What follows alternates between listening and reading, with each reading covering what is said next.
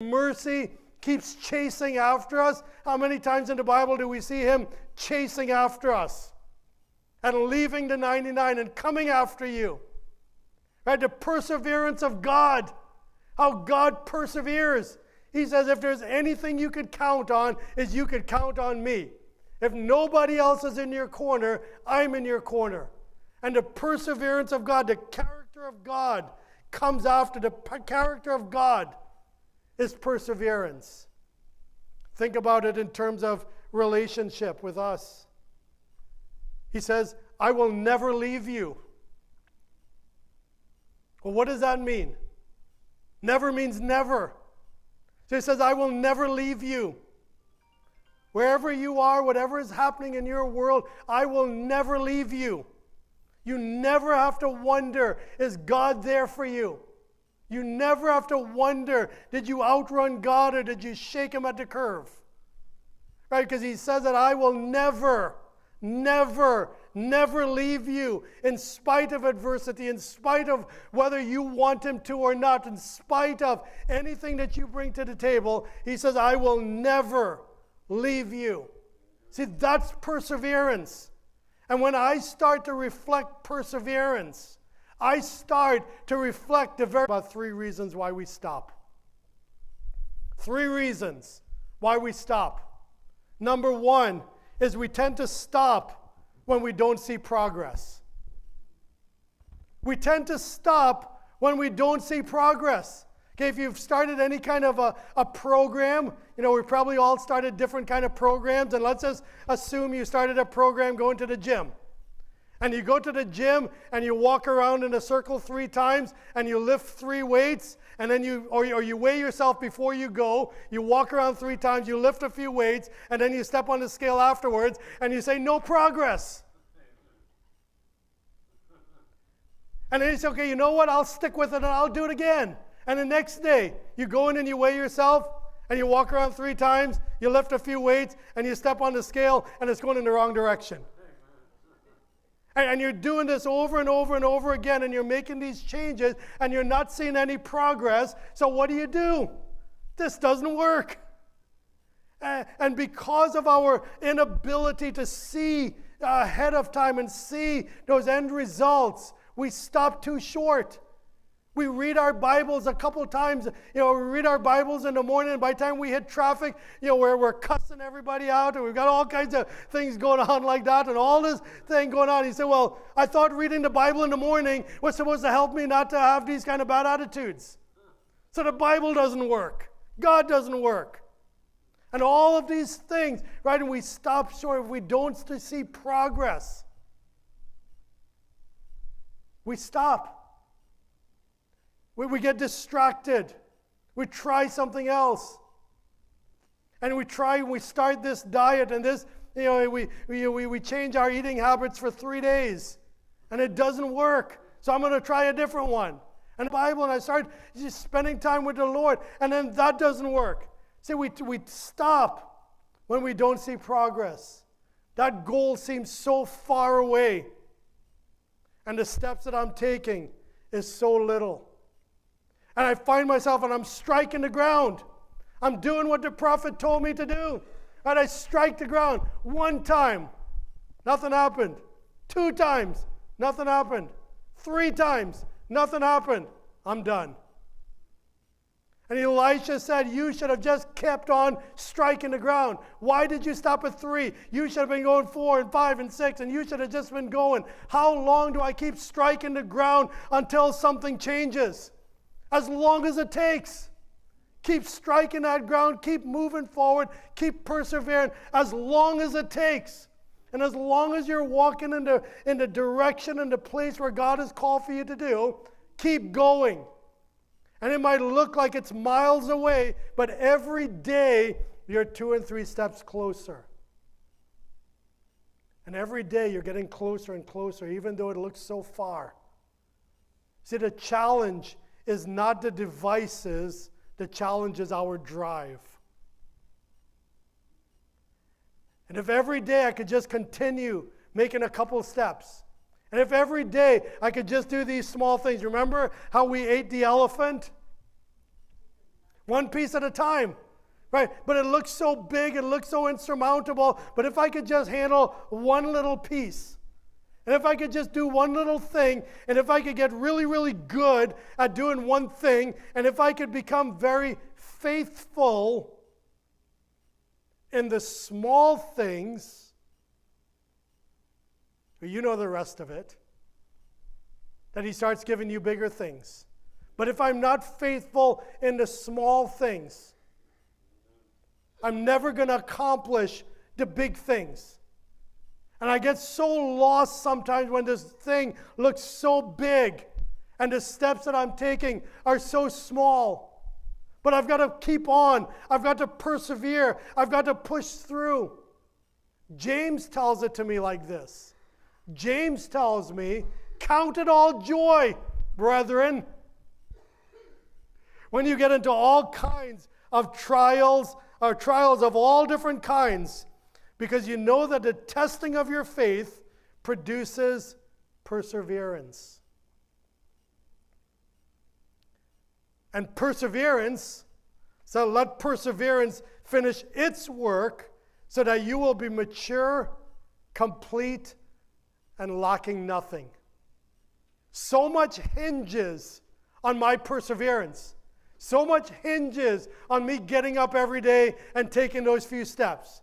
And if every day I could build a habit and I could build a routine and I could build a system around getting up and taking those few steps, what a difference that would make in my entire life. Let perseverance have its perfect work in your life. Do you want to be mature? Do you want to be complete? But those things don't come just by themselves. They don't just fall off a tree and hit us in the head. But there's a perseverance that I've got to go after it. I've got to, the Bible tells me, as a deer panteth after the waters, Lord, so does my heart long after you. Lord, I'm gonna find myself in your house. God, I'm gonna find myself in your presence. I'm gonna push through challenge and situation and circumstance and pain and problem to find myself in the place that you've called for me to be. In the place that you have ordained for me to be, I'm gonna push through all those adversities. If I've got to borrow a car or ride a bus or ride a bicycle, whatever it is, I'm going to find myself doing what you have called for me to do. I'm going to persevere and I'm going to push through. And as I do that, I'm going to start gaining some muscles that I've never had before. Right? Because the formula for growth is very easy. If you want to grow anything in your life, the formula for growth is very easy. The formula for growth is tension plus time. Tension plus time. Okay? If I lift enough weights for long enough, I'm going to build muscle. I have to put some tension on my muscle. So I've got to have enough tension and enough time for me to grow. I've got to push myself through every hard situation and every place that I'm at, and I have to have that tension, and I have to do it long enough until I get a breakthrough. I can't just throw a few prayers into heaven and expect everything to work well. There comes points and places in time that I've got to push through in my prayers. There's times that I've got to get on my knees before the Lord. There's times that I have to go in prayer and fasting, and there's times that I have to go into spiritual warfare for these things to start coming about, and they don't just happen. Right, there has to be that tension and there has to be that time, and I've got to keep pursuing and persevering and pushing through and moving through the adversities and the tiredness and the sleepiness and all of those things, and I have to keep pushing through until I start seeing a breakthrough. Why do you not get breakthrough in your life? Because you probably stopped too short. Why are things not happening the way that you see that? Probably because you stopped too short. Because if you remember the story in the Garden of Gethsemane, there were a group of guys that were sleeping. In the moment of tension, in the moment of the necessity to pray through, in the moment where we needed it, they were sleeping. They fell asleep. They were tired. Right? There was Jesus in the moment of agony, and they were tired. Right? Lord, I'm sorry, not tonight. I'm tired. Lord, I'm sorry, I can't do that. I can't read that. I can't study that. I'm tired. Right? All the different excuses that we bring before the Lord because we just don't want to persevere, because we don't want to push through. It's that level of tension, and it's tension over a long period of time that gets that breakthrough. So if you do the right things long enough, the right things are going to happen. So perseverance, being able to push through and not to stop when you don't see progress. If you know you're doing the right things, just keep doing them. And keep doing them over and over and over, and do them even if they're boring. Do them even if you don't feel like doing them. Do them even if you don't see any immediate progress or any immediate results. Just keep doing it and doing it and doing it. And as you do it, you keep building those spiritual muscles. You keep, even if you're at the gym, you'll build your physical muscles, but you just keep doing it, because the Bible tells me that perseverance brings to me maturity and completeness. And there's no other way for me to find maturity and completeness unless I go through perseverance.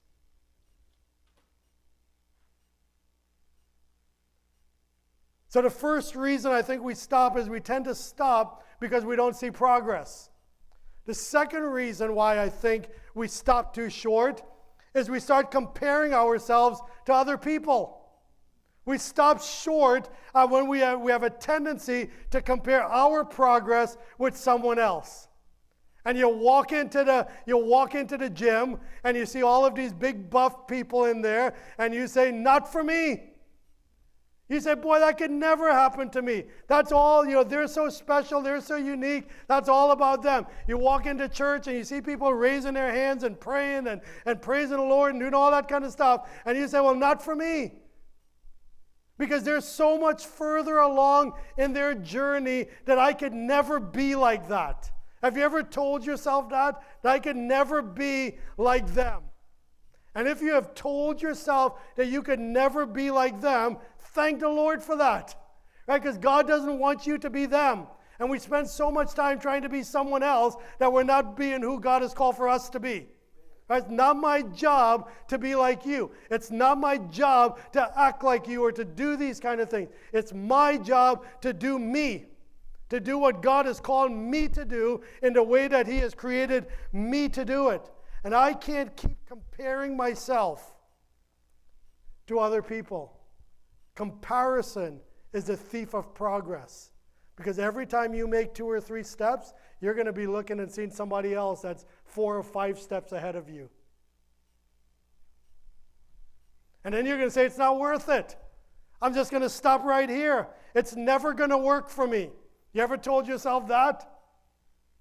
It's never going to work for me. Everybody else gets all of the success, but it's never going to work for me. Comparison is the thief of joy. And we waste so much effort comparing ourselves to others. And we compare our chapter 1 to their chapter 5, 6, and 7. And it's never going to be a fair battle because you're never called to compare yourself to anyone else. The only person that I could compare myself to is who I was yesterday. And if I could take a few more steps today, and if I can just get a couple steps closer to the Lord today, then I'm better off than I was yesterday. I'm on my journey. You're on your journey. And you can't compare your journey to my journey. And I can't compare my journey to your journey. Right? You might pick up and you might run faster than I could ever run. But I'm going to run at my pace. And you run at your pace. And I can't compare myself. And God doesn't expect me to compare myself to anyone else. You think God's up in heaven and saying, well, look at what he did and look what she did. How come you're not like your big brother? How come you're not like your little sister? See, we might compare other people to other people, but God never compares us to that. He gives us the cross, He gives us our identity, and He says, I want you to just push on. Persevere. Go through. Push through the adversity. because your victory is on the other side of everything you don't want to do. Everything that God has for us is on the other side of all of the things that we don't want to do. So he says, push through that adversity, push through that challenge, push through that place. Don't compare yourself to anyone else. You're not in anyone else's shoes, and you're not on anyone else's journey. Push through. And then lastly tonight, one of the biggest reasons why we tend to stop is we become complacent. Apathetic. Complacent. Instead of being consistent, we become complacent. And all complacent means, it's a big word that just means I don't care. It's a big word that says I've reached to where I want to be, and I'm going to sit right where I am for the rest of my life. And complacency tells me I don't have to study anymore. I don't have to learn anymore. I don't have to grow anymore. I don't have to develop any more skills. I don't have to get closer to the Lord. I am happy and content in my relationship with the Lord right here where I'm at, so I don't have to do another thing. I don't have to come to Sunday school. I don't have to come to church. I don't even need to read my Bible anymore because I'm comfortable right here where I am in my relationship with the Lord. You know, and as crazy as that might sound, we may never verbally say that, but what does our life say? You know, people tend to talk about how they love their families and how important their families are to them, but they spend more time with Netflix than they do with their kids. Oh, but I love them so much. Watch out, child, you're in my way, right? And we talk one kind of a talk. And we talk about how close we want to be with the Lord. And we talk about how we want to see those things happen in our lives. And we talk a good game. But at the end of the day, when it comes time to do, and it comes time to be consistent, and it comes time to push through the adversity, that's the moments that test our mettle. That's the moments that really tell us where we really are. You know, the old pastor joke is, you know, whenever it's a beautiful Sunday morning, that nobody's going to go to church because they're at the beach. Yeah. And then when it's a horrible rainy day, nobody's going to come to church because it's raining. Yeah. Right, but it's those moments and those times of adversity when I can push through, when I could push aside complacency, when I could desire in my heart that I want to be in the house of the Lord, when I push through and said, I want to mature, I want to grow,